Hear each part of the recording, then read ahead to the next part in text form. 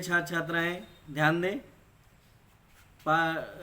हिंदी काव्य पाठ 1 ओपन करें, बुक खोल लें अपनी, और पाठ 1 के कबीरदास जी की साखी से पहले दोहे का अर्थ हम पुनः आपको पढ़ाने जा रहे हैं। और ध्यान दीजिए।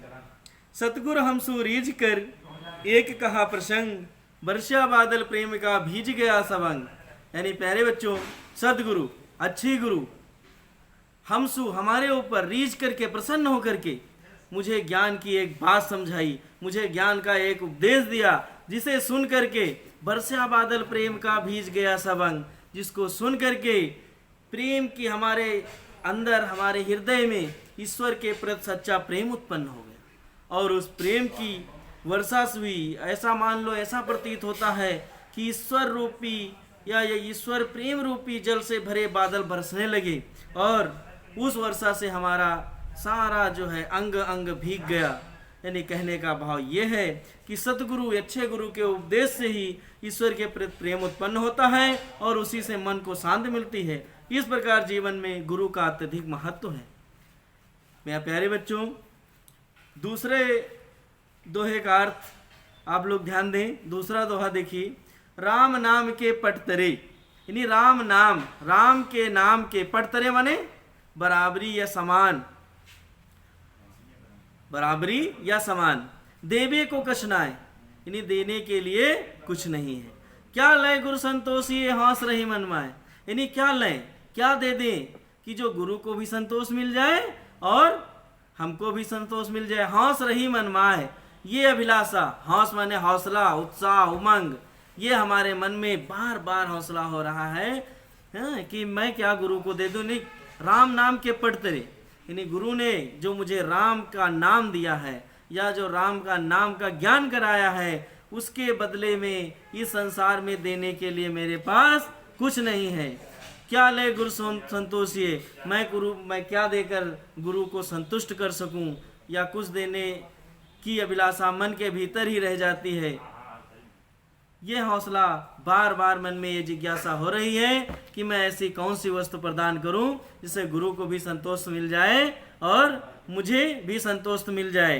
क्योंकि गुरु जी ने जो मुझे ज्ञान का, राम का नाम का ज्ञान दिया है या राम के नाम का ऐसा ज्ञान दिया है कि मैं उन्हें उसके अनुरूप कोई दक्षिणा देने में असमर्थ हूँ। प्यारे बच्चों, अब तीसरे दोहे का अर्थ हम आपको बताने जा रहे हैं। ज्ञान प्रकाश्या गुर मिलिया, सो जिन बीसर जाए, जब गोविंद कृपा करी तब गुरु मिलिया आए। ज्ञान प्रकाश्या, ज्ञान का प्रकाश हुआ। गुरु मिलिया, जब मुझे अच्छा गुरु मिला। सो जिन बिसर जाए, सो माने वो, जिन माने विस्मृत ना हो जाए, जिन माने नहीं, और बिसर जाए विस्मृत, वो हमारे हृदय से बिसर न जाए, विस्मृत ना हो जाए। क्योंकि जब गोविंद कृपा करी तब गुरु मिलिया है।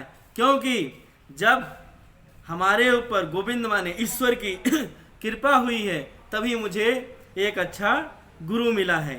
तो मेरी ईश्वर से यही प्रार्थना है, विनती है कि जिस गुरु ने मुझे ईश्वर का ज्ञान कराया है, वो गुरु हमारे हृदय से विस्मृत ना हो जाए। प्यारे बच्चों, अब चौथे दोहे का अर्थ आपको बताने जा रहे हैं। आप चौथा दोहा देखिए अपनी बुक में। माया दीपक नर पतंग, भ्रम भ्रम इवै पड़ंत। माया दीपक नर पतंग, भ्रम भ्रम इवै पड़ंत। कहाँ कबीर गुरु ज्ञान ते थे, एक आध उबरंत। माया दीपक, माया रूपी दीपक के सामने नर यानी मनुष्य, नर पतंग, मनुष्य पतंगे के समान है। पतंगा, पतंगा आप लोगों ने देखा है? नहीं देखा।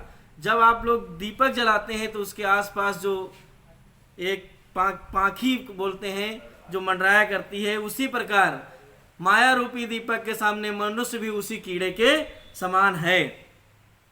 भ्रम भ्रम इवै पड़ंत, जिस प्रकार वो कीड़ा भ्रमित होकर के और दीपक में जल जाता है, उसी प्रकार मनुष्य भी माया रूपी दीपक के चक्कर लगाते लगाते भ्रमित होकर के और उसी में गिर करके नष्ट हो जाता है। कहाँ कबीर गुरु ज्ञान थे, एक आध उबरंत।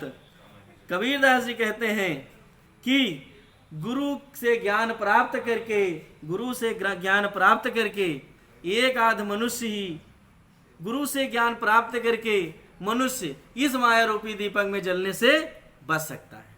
लेकिन पृथ्वी पर एक आध मनुष्य ही ऐसा है जो गुरु से ज्ञान प्राप्त करके इस माया रूपी दीपक में जलने से बच जाता है। शेष सभी मनुष्य इस माया रूपी दीपक में जल करके नष्ट हो जाते हैं। अर्थात गुरु के उपदेश से ही एक आध इससे छुटकारा पा सकते हैं। धन्यवाद।